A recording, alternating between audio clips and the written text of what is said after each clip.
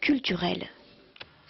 Ce projet maintenant d'un nouveau parc d'attractions en Wallonie. Le concepteur de l'opéra rock Piano Plage, qui est en tournée actuellement, souhaiterait prolonger l'expérience en créant un parc entièrement basé sur le thème de la musique. Reste à trouver le lieu et surtout les 100 millions d'euros qui seraient nécessaires à ce projet. Christophe Clément avec Anne Ludgen. Piano Plage, ou l'histoire d'un piano désaccordé, victime d'un conflit entre notes de musique. En tournée depuis 2 ans, en Belgique et en France, le spectacle pourrait trouver son prolongement dans un parc d'attractions. Un projet totalement fou, né d'une vision en bord de Meuse. Puis j'ai été dépassé par une barge surmontée de matériel et quand elle est entrée en écluse de houx, j'ai vu la face avant d'un piano géant. Une image pour laquelle je me suis dit Didier, tu dors dessus, demain on n'en parle plus.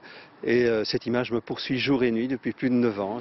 Constitué du fameux piano et d'autres instruments de musique géants, le parc familial de 60 hectares, dont voici les premiers plans, serait ouvert toute l'année. Retombées escomptées, 1000 emplois directs et indirects. Didier Audiamont rêve son projet en Wallonie, en province de Namur, mais il peine à trouver un endroit adapté. Je reviens d'un périple en France, on me propose 15 lieux dans une dizaine de régions différentes. Et très honnêtement, ça ne me fait pas fantasmer, mais on déroule vraiment le tapis rouge, alors qu'ici, il n'y a personne qui nous soutient, il n'y a aucun invest qui nous accompagne.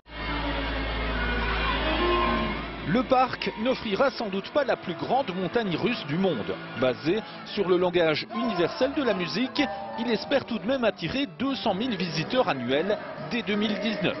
Parfois considéré comme un doux rêveur, Didier Audiamont ne s'en soucie guère. Il consacre toute son énergie à rassembler les 100 millions d'euros nécessaires pour concrétiser le projet de sa vie.